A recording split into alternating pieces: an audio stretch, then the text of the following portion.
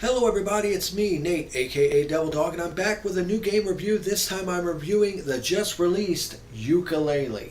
That's right, I actually have a physical copy of this game. I was actually one of the original Kickstarter backers to this game when it first was announced, because I was a huge fan of Banjo-Kazooie. And, all in all, so far, if you check the actual game reviews that have been coming in for this, and like the Metacritic score, it's gotten really bad scores. In fact, it's actually got a lower score than what they actually call Banjo-Kazooie Nuts and Bolts, which is by far one of the worst games in the entire series of Banjo-Kazooie. But I'm going to get into more detail of my personal opinion of why this is happening with this particular game after I actually have my game review. So here's my game review of Yooka-Laylee.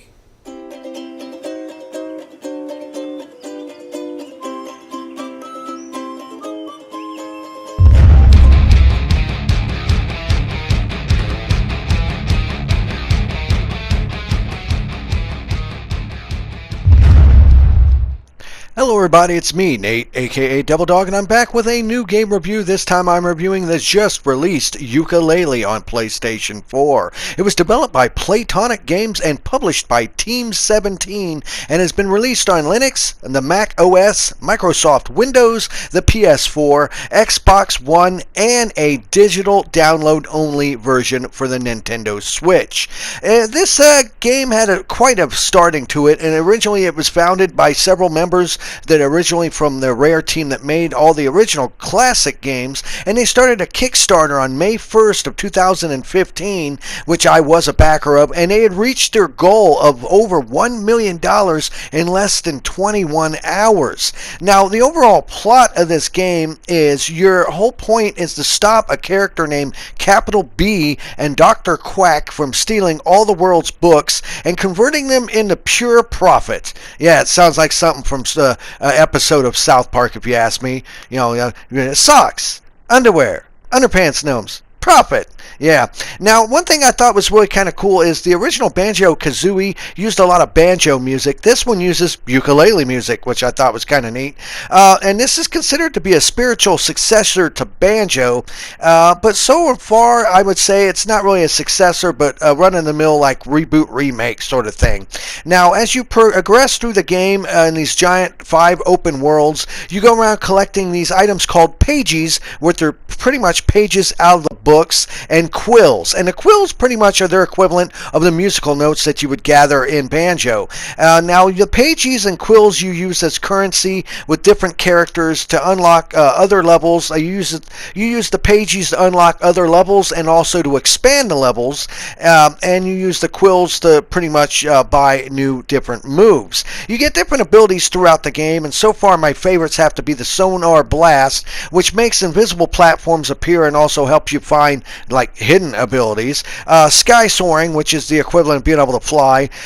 Eating different berries actually allows you to get different abilities to shoot like ice and fire. And you get a Fart Bubble, which allows you to breathe underwater.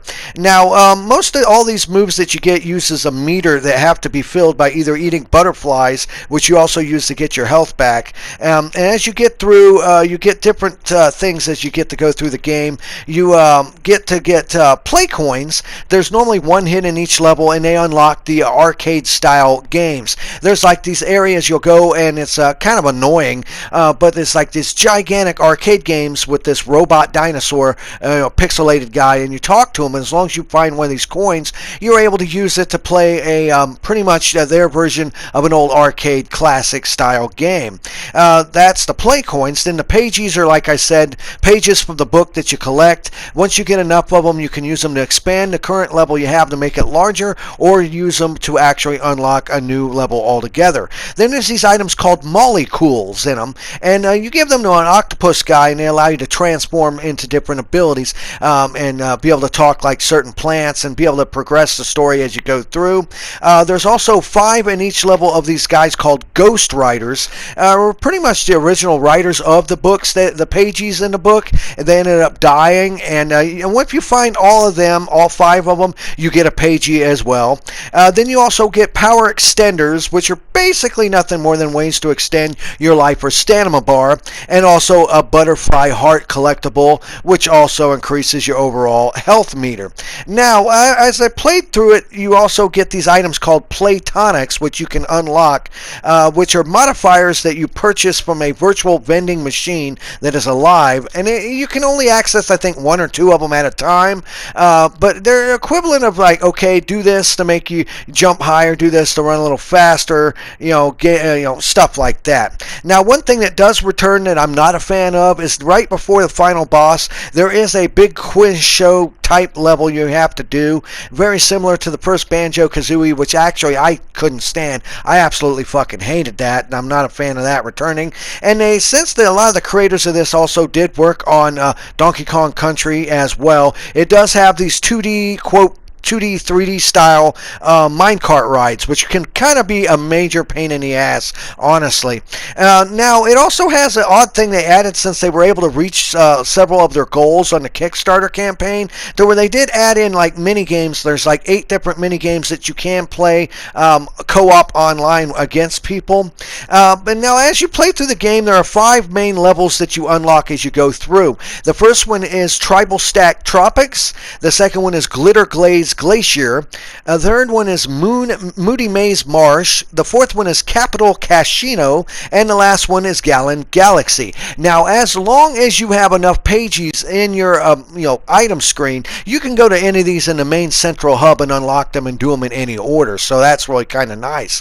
But one thing I have noticed as playing through this game, all in all, considering that this was a Kickstarter game to actually create a spiritual successor to Banjo-Kazooie, I'll get into it in my afterthoughts, basically, if I think they succeeded or failed. Now, as you go through this game, it will take you, give or take, about 12 hours. If you're a completionist with this game, it'll take you way, way longer, but roughly about 12 hours. And you figure the game costs $39.95, so about $40 for the game. Now, I have noticed it does have slowdown, and of course, as everyone knows, it does have a terrible camera. It did have a day one patch, which kind of alleviated somewhat of the problem on the PS4 version, but it still is pretty prominent. I mean, there's no way around it. The camera in this, you will be fighting it. But honestly, if you really think about it, compared to Banjo-Kazooie, that's how Banjo actually was. And also, I noticed is it does have pretty frequently long load times when you warp from a main level to the main central hub, probably about 20 seconds or so. And it did have this little feature which kind of threw me off, that in the loading screen it kind of freezes up at first, and at first you don't realize this, you think your game's locked up, but no, it's actually still loading. It's just a kind of a slight flaw. Now, personally, do I really actually think this game is worth $40? Well, like I said, all that will be answered in my afterthoughts. That'll be basically at that point. So this is my review for I almost said Banjo-Kazooie, Yooka-Laylee, and please stay tuned to my final afterthoughts. I can actually honestly see why a lot of people are really trashing the game while a lot of other people absolutely love it. You got to keep in mind that the people that made this wanted to stay true as a spiritual successor to the Banjo-Kazooie series. And in a lot of ways, they really hit the nail right on the head. But I think they went a little bit too much in that form. And in this day and age, with how games are so grand and open, when you have open world games, a lot of the open world games suffer from the same thing that this honestly does. When you have a vast open world, but you don't really have that much in it, it does make the world get overall kind of boring. Now, this does have a lot of stuff for you to do in it, but this is basically a collector fest game. And the problem is, with the standard game player of today, they've grown accustomed to these grand spectacle games, these AAA titles, and to them this just comes off as something very childish. If you get past the fact of all the problems, and if you actually have nostalgia for it, you got to be very careful with your nostalgia goggles on this one, because does the actual staying true to the original Banjo heart and soul of the game actually make for a good game in today's standards? Well, kind of yes and kind of no. If you think about it, with the amount of technology and advancements that they have in video games in today, and considering that Playtonics was basically a startup group from the ground up to create this game, you've got to definitely give them props for credit. Give them credit where credit's due, people.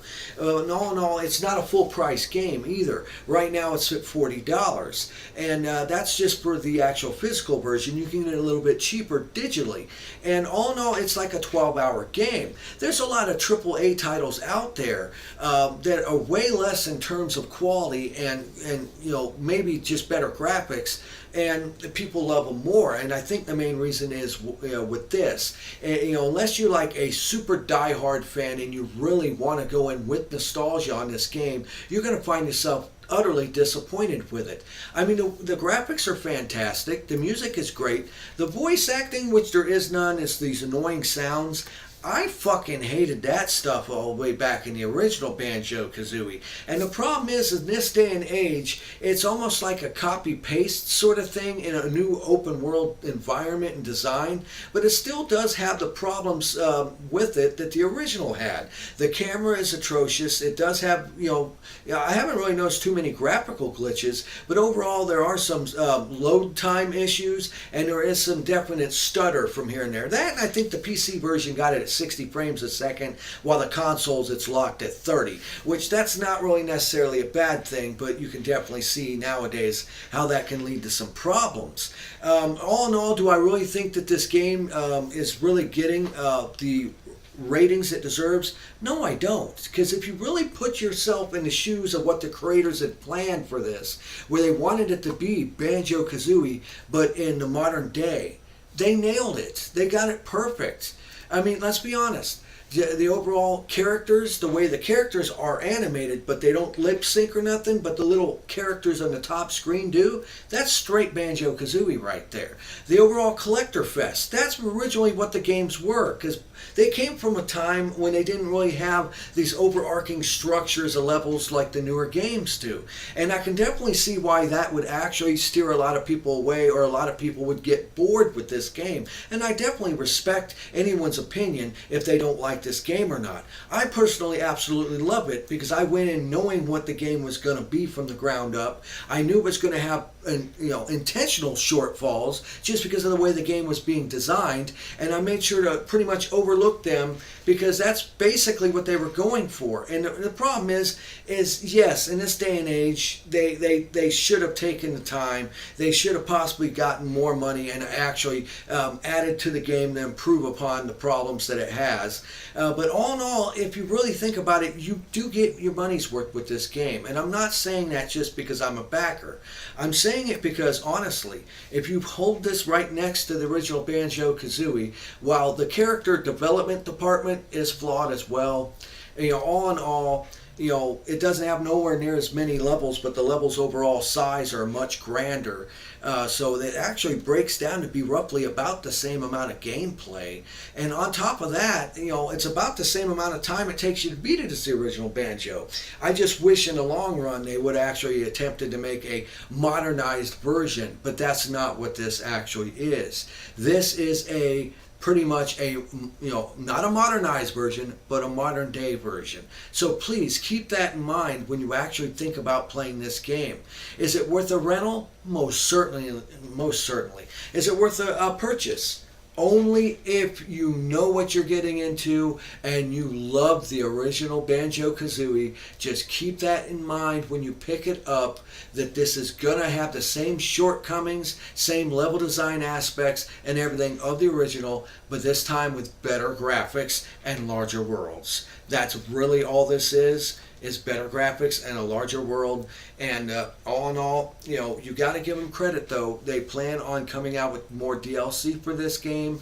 And if you compare this as a Kickstarter game that actually made it to market compared to most games, look at Mighty Number 9, people. Is this game really that bad to Mighty Number 9?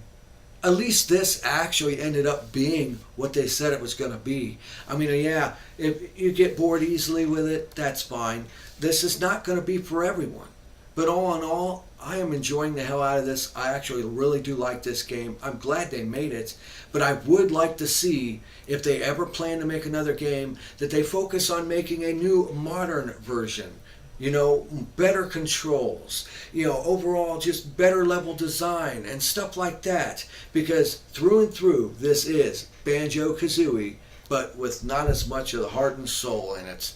So I want to thank everyone who subscribes to my channel. I want to thank everyone who watches this video. Please leave a comment below whether if you actually are going to play this game or if you think it was actually worth the time and the hassle. I really am interested to know from everybody if they think this game sucks or not. You know, I love it, but once again, it's everybody's opinion. You're allowed to have that. You're allowed to hate it. You're allowed to love it. That's fine. Have fun, play hard, and remember people, the devil is in the details. Peace out.